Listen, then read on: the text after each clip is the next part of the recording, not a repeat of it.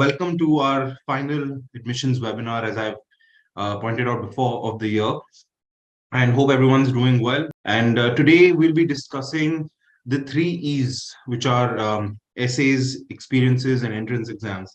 I don't know if you know, but we have a section on our blog that we've, the MU's admissions blog that we run.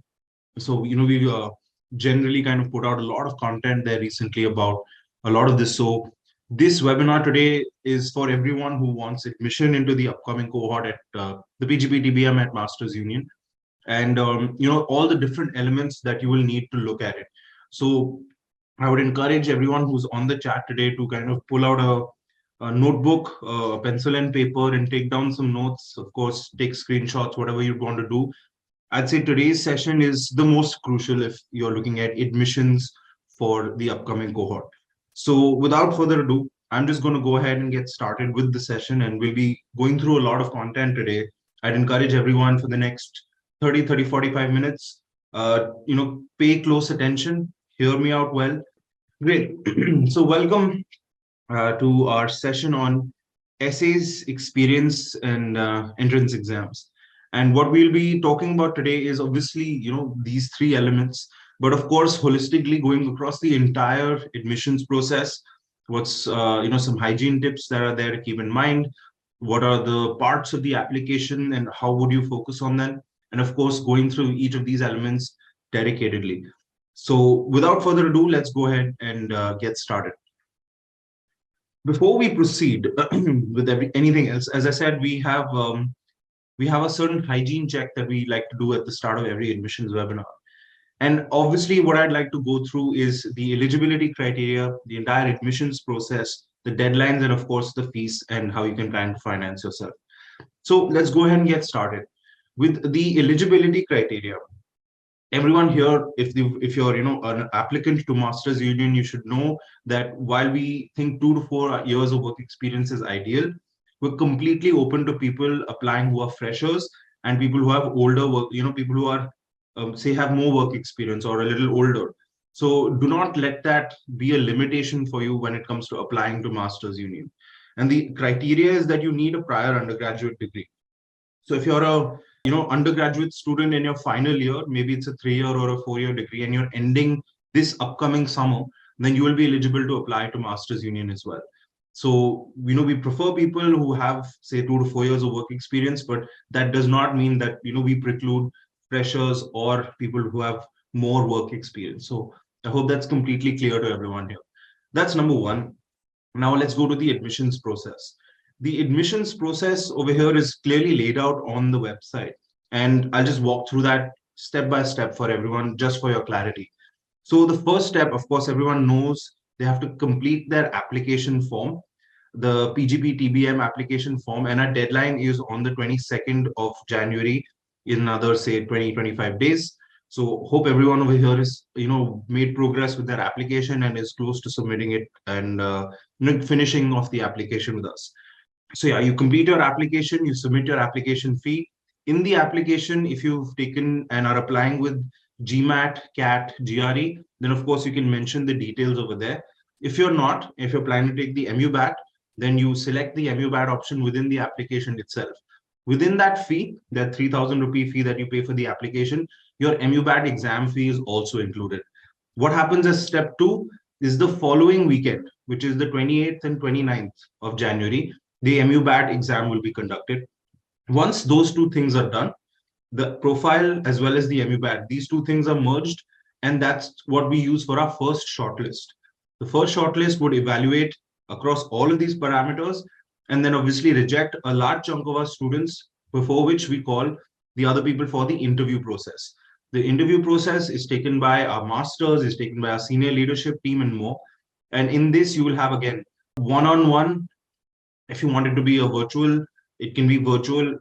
We do virtual interviews in exceptional circumstances, but a one-on-one with a master or a member of the senior leadership, where they will see your fitment with the Masters Union PGP TBM program, or, of course, all the other elements in your application, your academic journey, your critical thinking skills, your communication skills, your authenticity, that's really important, and way more. So that's something that I'd say should keep in consideration when applying for sure. And obviously, after the interview process, say you get in, then you'll be accepted. So you don't get in, you're rejected. So that's the entire admissions process, a 4-step process that we follow at Masters Union. Deadlines, I've already spoken about this, but everyone please be prepared that the deadline is 22nd January 2023. I would encourage everyone to complete their applications early, especially if you're applying for round one and you're interested in scholarships. Again, I'd encourage that you apply early so that our admissions counselors have enough time to categorize, sort, and read through your applications dedicatedly before the entire swing of interviews kicks up. Interviews would happen in February, and I'd encourage everyone just to start preparing for the interview right now. So there's no oddball or technical questions as such that are asked in the interview. What you need to do is have a full knowledge of your entire profile, full knowledge of your entire application that you submitted, and of course, be able to kind of have that stress test happen with that master or member of the senior leadership team. So interviews happen in Feb, and of course our cohort commences in June 2023. So those are some of the dates and deadlines that you can keep in mind. Of course, fees and financing for our round one applicants, there's approximately a 1.5 lakh gratuity that you get in your tuition fee itself. So the overall cost is about a lakh and a half lesser, and the fees approximately would be 21 lakhs for the tuition fee plus GST plus more. And this would then, of course, incorporate, the admissions fee that you would be needing to pay to block your seat, and the miscellaneous expenditure that you'd be obviously having in your year. So I'd encourage everyone to factor, say, 25 to 27 lakhs for their financing at Masters Union. Of course, how you can get support with this, that's something that I'll also get with, is number one is we have a lot of scholarships. So please do go through the admissions page on our website and go through the different types of scholarships that we have. The Karthik Ramana Scholarship for Merit, Rajni Thedi Scholarship for Women. We have scholarships for young leaders who are freshers just out of college. We have scholarships for tech leaders, students or individuals or professionals proficient with technology and who have patents. Scholarships for entrepreneurs, students who've had businesses for more than a year and want to showcase their achievements with that. Obviously, that's the scholarship section. But apart from that, we also have many partners who you can associate with for an educational loan.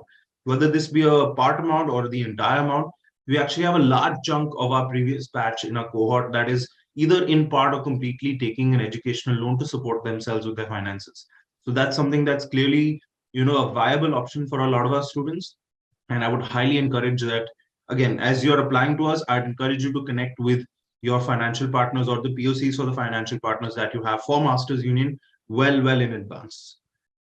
All right. Okay. So I am noticing a lot of questions that are popping up, and I'll be answering them separately, but we'll be going ahead in the application. Hopefully, some of my answers in the next section would answer a lot of the questions that you've asked. So let's talk about the application right now. What I'd want everyone to kind of get an idea of is a snapshot of the different sections of the application and what we are expecting from these answers. Right? Some of this is very, say, simple information that you'd find, of course, in other college applications or other regular forms that you might fill in. Some of it might be very specific to what we specifically talk about. So let's just do a deep dive through the application. Here you go.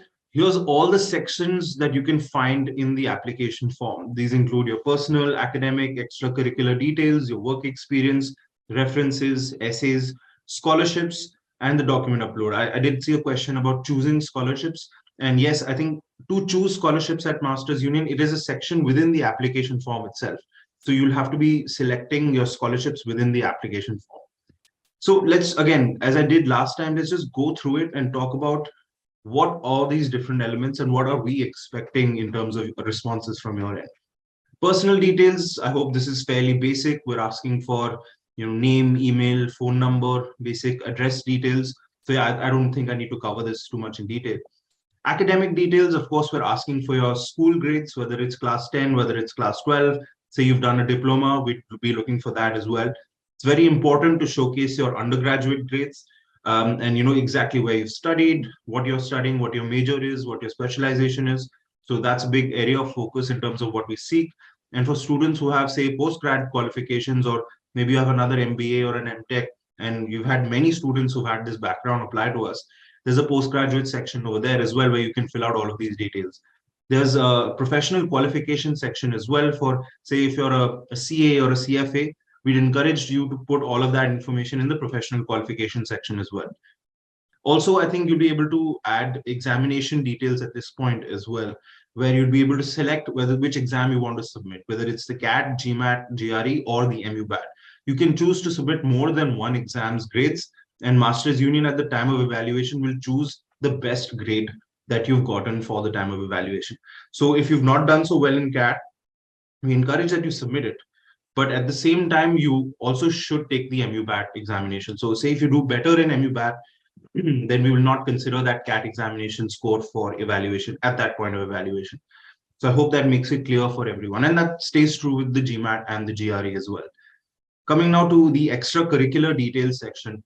Of course, this is kind of obvious from the name itself, but what we're looking for is, again, awards, projects, your hobbies, and try to be as elaborate as possible. Of course, within the word limit, try to be concise, try to relay your ideas and showcase exactly the kind of work you've done, and more importantly, the impact that the work has had.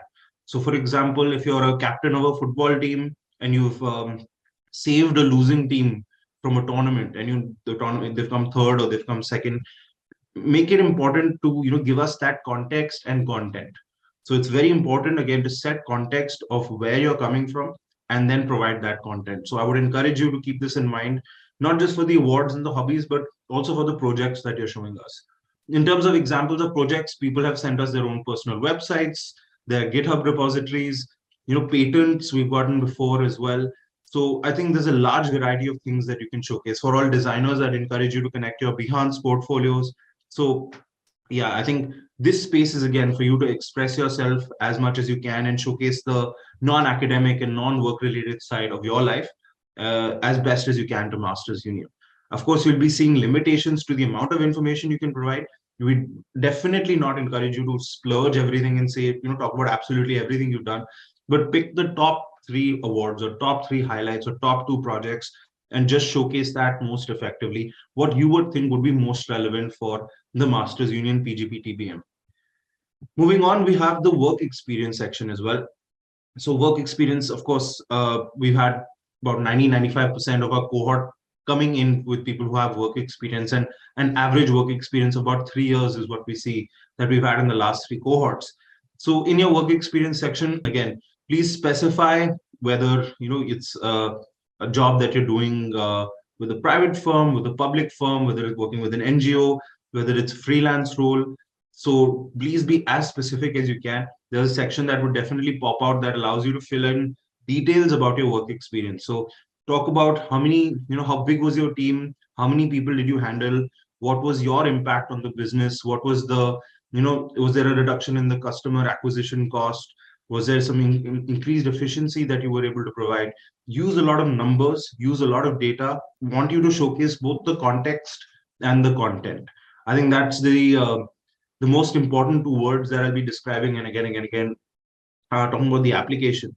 So yeah, context and content when it comes to showcasing work experience, I think is crucial. Moving on to the reference details. Now, in terms of references, these are not letters of recommendation. So what we do not need is for a physical or a digital letter that you need to get written by anyone else. All you need to do is submit the name, email, and phone number of your referee, and along with the description of how you know them.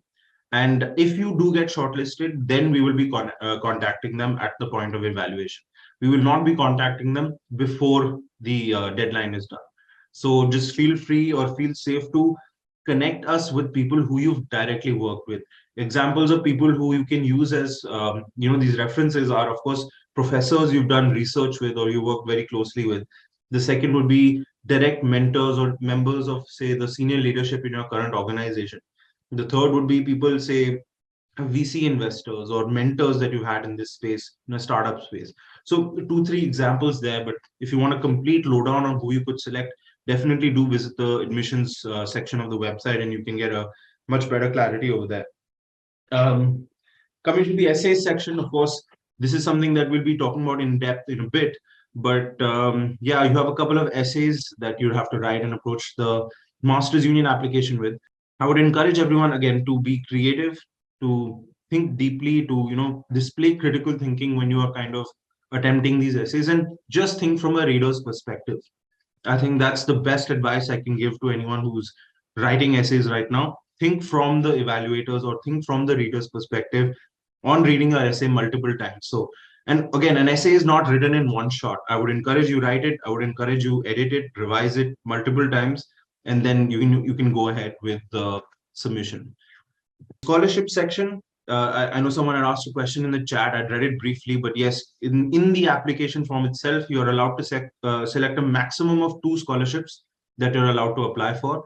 There's a multiple number of scholarships. Kartik Namanna for merit, Rajni Theti scholarship for women for women, as well as scholarships for tech leaders, entrepreneurs, and young leaders. I think there's some essays, the last 3 ones that I mentioned specifically, that will also require an additional essay that has to be written, which is between 250 and 400 words. And you, before moving on, you'll be prompted to upload that a PDF of that write up over there as well. So please keep in mind there are some essays that will require an additional essay. So please do check the application form carefully, and please check your own eligibility for that scholarship first before you decide to apply and to write that essay. And finally, we have the documents upload section, and there's declaration, of course, but I'm not really going to cover that. But the documents upload section, it asks for your basic details.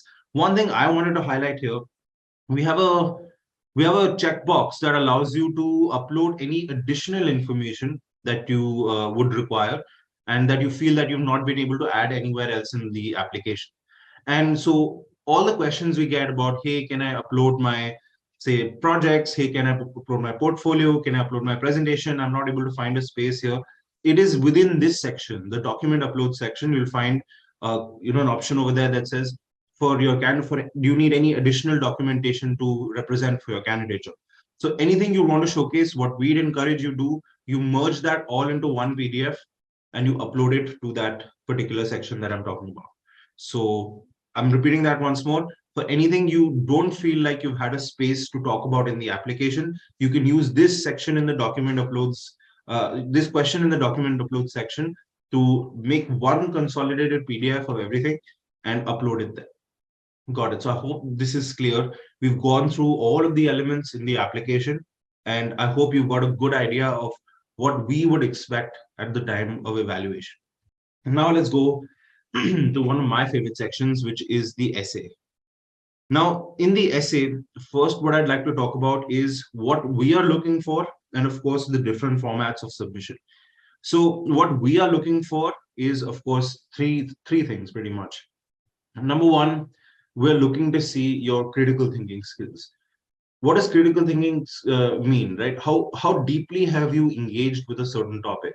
Say, for example, there's a video response that we have which asks you to talk about a certain business or tech concept. While we're okay with people, taking that surface level approach and talking about something that's very basic, that's also fine.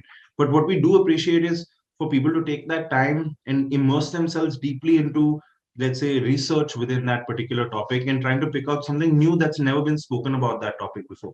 What we want to really see from this essay is how much passion and dedication you have towards that topic, and can you showcase that deep thinking in your responses. How that happens is, number two, of course, your communication skills.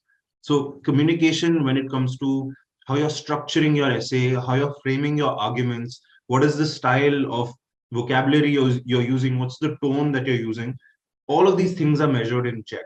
So again, my biggest tip would be, of course, write your essay, have some bullet points, structure or guideline, but then write it and then edit it once and then twice and then thrice. Really keep in mind, what's the structure of my essay? Is my initial opening argument enough? Does my following paragraph support the argument that I've made before, and vice versa? I think one thing, again, I'm repeating here, is you should keep the evaluator or the reader in mind when writing your essay. Say if you state a certain fact, then do you need to provide more context to the reader, or do you need to provide some data over here to the reader for that point to come across better? So think about these questions when writing your essay, and I would say that you would be in a good position at the time of submission as well. Now, coming to the formats of submission as well.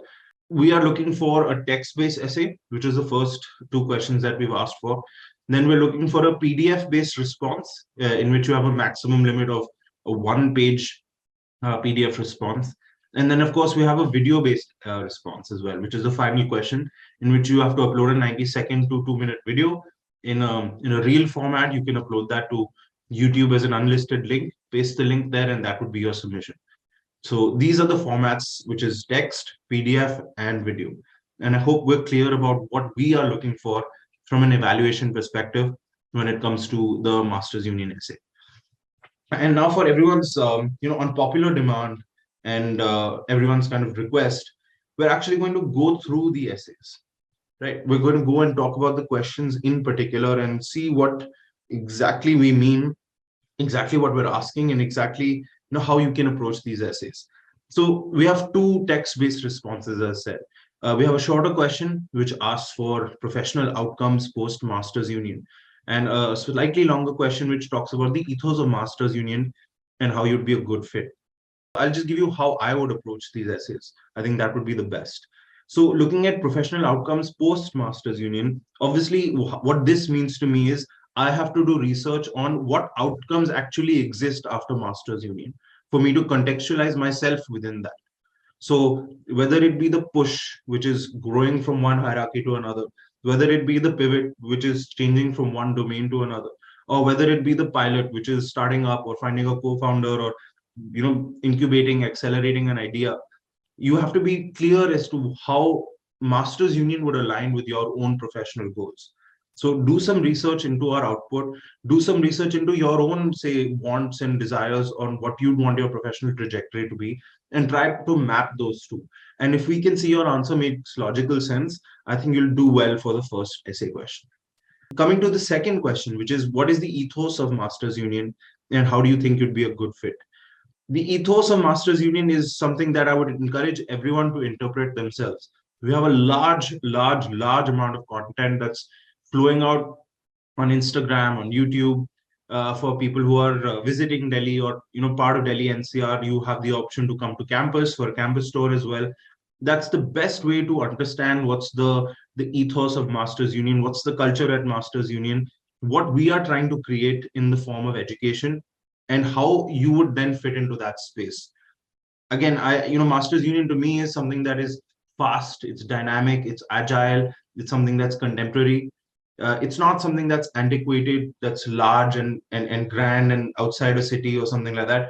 So just try to think of it in terms of aesthetic, try to think of it in terms of form, try to think of it in terms of function, as many lenses as you can. Do you identify the ethos? Do you identify the culture? And can you locate yourself within that space? I think that is the main bit of advice I'll be giving you for this section or this question in particular. Now, let's move on to our PDF-based responses. So our first option, and of course, this is an optional question. This is just a disclaimer for everyone. If you don't want to do this, you can skip it. That will not have any bearing on your application. But for the people who do want to do it, I'm doing this for their benefit. We have two options for question 3, and in this you'd have to submit a one-page PDF as your response. So the first question is about designing a course that you'd want to take at Masters Union. And again, completely free. If you want to design this page, if you want to kind of add graphics to this page, if you want to use different fonts, that's completely up to you on how you want to be creative. If you want to add a whole syllabus, if you want to add some outcomes, again, how you've seen syllabus, how you've seen documents, how you've seen these kind of course outlines being prepared in your undergraduate career or postgraduate tenure that you've seen, we'd encourage you to be creative and write something that you definitely want to learn over here, that that Masters Union can provide. So it's, again, we're measuring two things. Do you know exactly what you will be taught at Masters Union? And number two is exactly what do you want to do? And what's the legacy that you leave behind, right? And you never know, someone might write some genius thing that, Masters Union always might consider, hey, that this is something that we never considered, and we could look at taking it up in the future. But that depends on the responses, and we're getting some creative responses, but I think it will take some time to get there. And I'm looking for that one genius response that to blow me out of the water. But definitely we're getting some impressive responses that's there. And okay, let's talk about the second one. The second one has been a point of contention amongst a lot of applicants for sure. And it's up to them not understanding exactly what perhaps the question means. So coming from say an engineering background, I decided to add a little bit of linear algebra and philosophy together. What we're asking for is, again, what do you consider important in your life? Make a matrix of that. And how do you want to interpret this matrix is completely up to you. Okay, if you want to arrange whatever you consider important in your life in whatever order, whatever rows or whatever columns you want to place it in, that's what we're looking for. Of course, then we ask for a certain like mathematical transformation on that, which is the inverse and the transpose. So if you don't know what this means, please go Google it. I don't think it's a hard concept to understand and what inverse or a transpose does to a matrix. But try those mathematical transformations with your own matrix that you've made and see how that changes things for you. What we are looking for is not for just a mathematical transformation and just you to repaste that matrix that's transformed, but your own interpretation as how does what you consider important in life change if these operations are made to something that you've objectively written. Again, I'm coming and repeating that line. How does your interpretation of what you consider important in life, how does that change based on the operations that you've put of inverse or transpose of on something that's already objectively written? So keep this in mind. It's not a mathematical question, and at the same time it's not a philosophy question. It's a mix of both.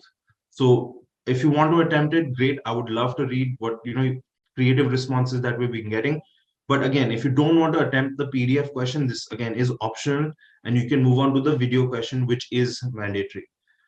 Talking about the video based response, we've asked for you to talk about a business or a tech concept that you're really, really passionate about and describe that in the video.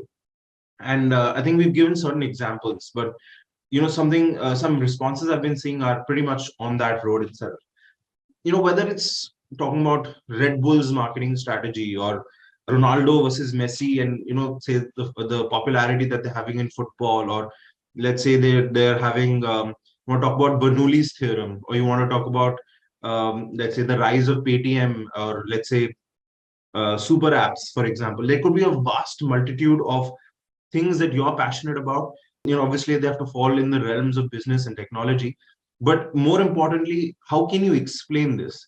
How do you structure your videos? Again, it's a similar think of it as a video essay, right? It's a similar structure to what you'd put in your text-based essays. What's your opening line? Is it entertaining? Is it creative? Is it fun to watch?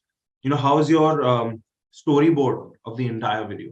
Think about terms like this. Of course, another thing I want to mention is, if you feel that you want to edit the video, you're completely free to do that.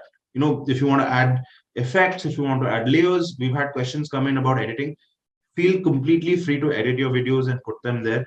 We would love for you to be creative and showcase your best and most creative and authentic self. So please take this section as a space that you can really showcase.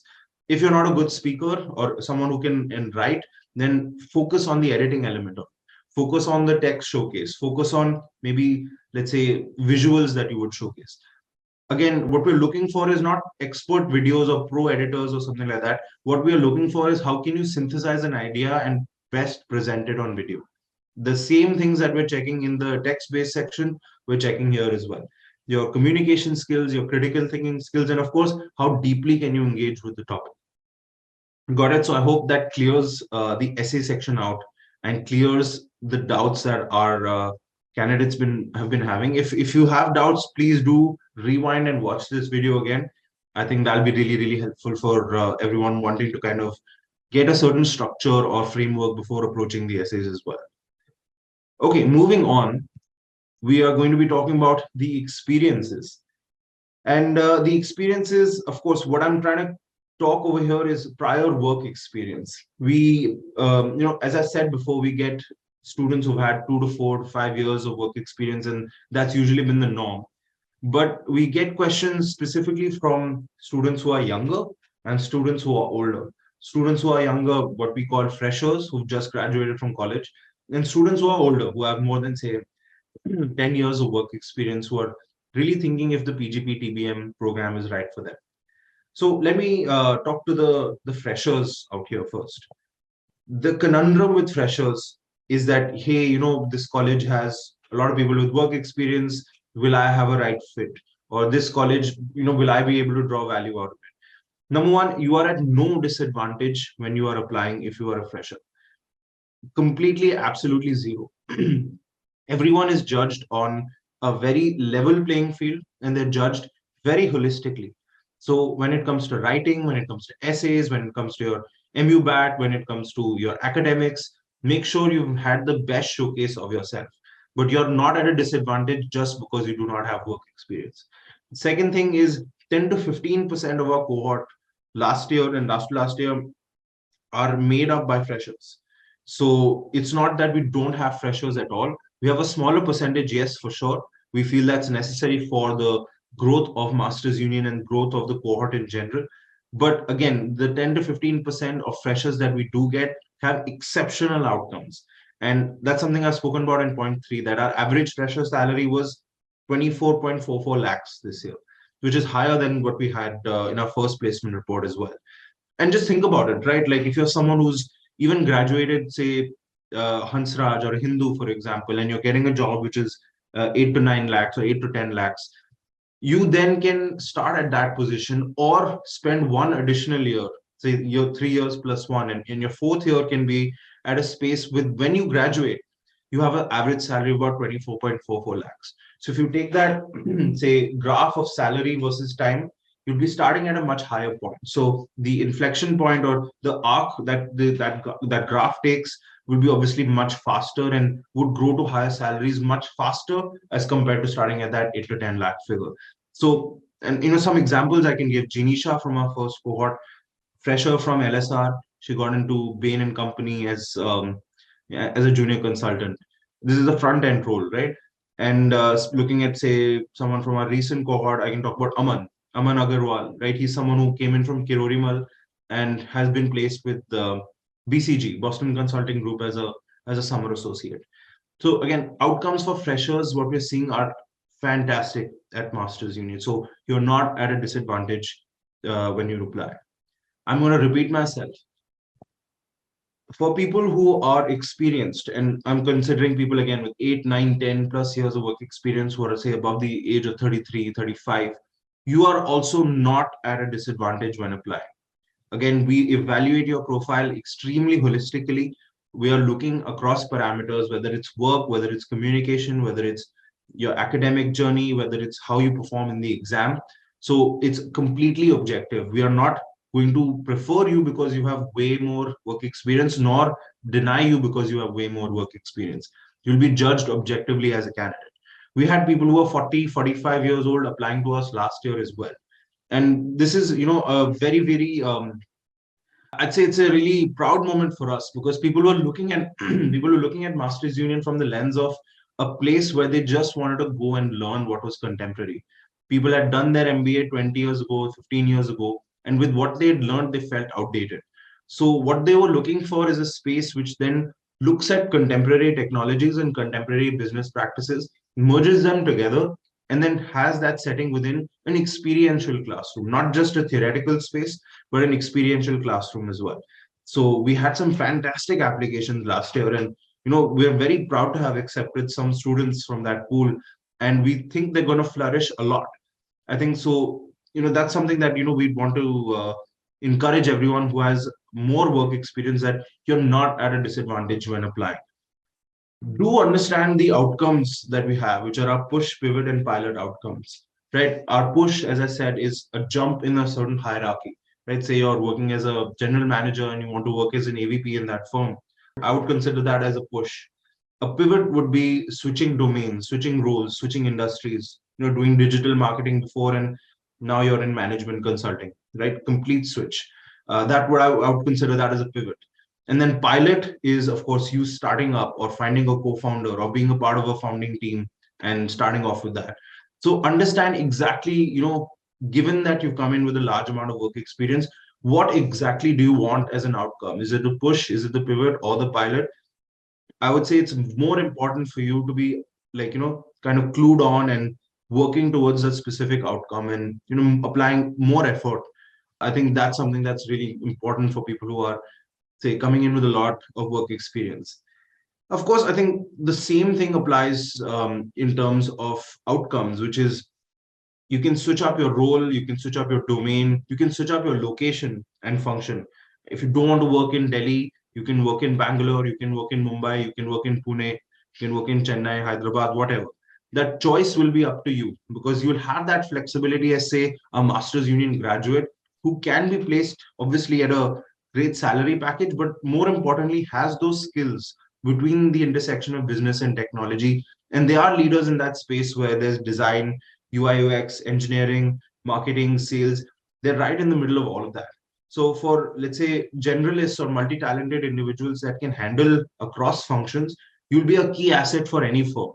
So combining that with a large amount of work experience already would make your MBA experience extremely focused, extremely directed. So I, definitely want to get this message across to anyone who's here who has a large amount of work experience that feels flustered by the Masters Union application. I definitely encourage that you do apply. Okay, moving on. We are now going to be talking about the exam, and this is one of the nice graphics that I had found. I hope everyone appreciates this. But yeah, let's talk about the MUBAT. The MUBAT, or the Masters Union Business Administration and Admissions Test. I wonder how many of you knew the full form of that. We'll just go through the different facets of the examination, what it's going to look like, and why you should not prepare for it, right? So in terms of registration and fees, I touched on this earlier. You will be selecting the MUBAT option in the application form itself. If you select that, complete your application and make the payment, I think it's 3,000 rupees for the application, you will automatically be registered for the MUBAT. So I'm repeating that there's no additional fees that you have to pay. It's included within the application fee of the Masters Union PGP TBM application, and you don't have to pay anything apart from that.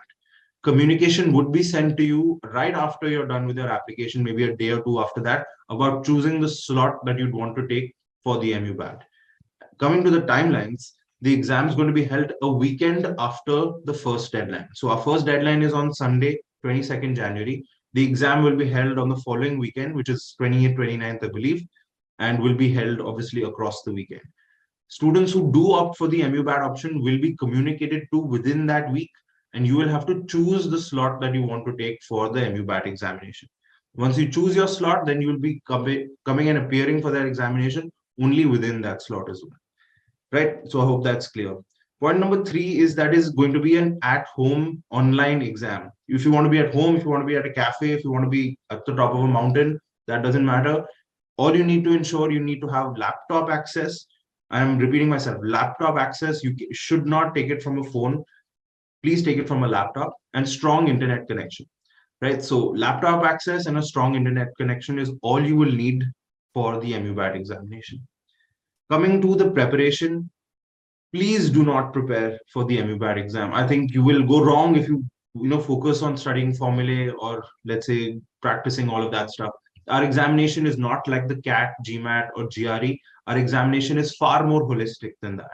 What we feel personally is that no individual should be burdened by one exam score, or their life's trajectory should not be shaped by that. So we are trying to encompass and create an exam that's far more holistic, like our admissions process itself. So our examination will be testing you across personality, across your behavioral instincts, across communication, across your analytical ability, and much more than that. You cannot prepare for something that will test how angry you get, or how much risk-taking ability do you have, or how you would respond in certain situations. Don't prepare for that. We'd encourage you to be responsive. It might be timed within a certain time limit, so you might have to make decisions fast and be proactive. But there are no series and sequences or multivariable calculus that would be coming in this exam for you to have to learn equations or learn formulae and then apply. What we really dislike is for people to take a sabbatical or to quit their jobs just to prepare for like 6-8 months or a year for a CAT or for a GMAT. What we feel is that exams that prepare you or allow you to kind of select yourself for an MBA should also highlight the other facets of your life that you'll be truly exemplifying at work, right? For someone who's been working for 8 years and has developed into a great leader, has great behavioral insights and personality traits, that would be fantastic for an organization. You wouldn't want to delimit them because they can't give the GMAT CAT or GRE exams. So again, the MUBAT is an attempt to make this process much more holistic, much more fun through a gamified format as well. And that would test, let's say, parameters across a wide range of spheres. So I hope that's clear in terms of why you should not prepare for the MUBAT. And in terms of cutoffs, we do not have cutoffs. We take the GMAT, CAT, GRE. If you feel that you're not, you've not scored competitively enough, and we would encourage that you take the MUBAT option as well. So you can choose to submit the CAT as well as the MUBAT. If your CAT exam is, say, scores are lower than what you get on the MUBAT, we will consider the MUBAT only for evaluation. It's the best of the two exams that you'll score. Or for example, if you don't do so well in the MUBAT, then we will resume checking the CAT for your evaluation itself. Got it? So we do not have cutoffs. It is a completely holistic profile-based evaluation that we do. We dedicate a lot of our times to go meticulously through everyone's profile, your work experience, your hobbies, your projects, and we see that fitment with Masters Union. Does it make sense for you to be here? Do we as an institute, should we invest in your future? That is a call that happens after going through it very meticulously, not by having a cutoff. So I hope my point is kind of made clear through this. Right. Okay, I think we have come to the end of the session. Wow, I thought this was going to be a long PPT, but I seem to have blasted through it. And I hope the kind of direct and curt style of information overload, I hope didn't create too much of an information overload. I hope that it's clear in terms of what we've gone through of the deadline that we have to fill up the applications by 22nd January, the process, of course, the entire application we had gone through, the different sections, the different elements, the essays, what to approach, individually going through each of these questions, talking about what we are looking for in them, the MUBAT examination, and of course, the experiences, coming at this from a fresher's perspective or coming at this from someone who's extremely, say, coming with a lot of work experience. So that's a very, let's say, rounded session. I hope everyone's got the information that they require and that they need. All right. Thanks, everyone. Thank you. Thank you all. Have a great New Year's.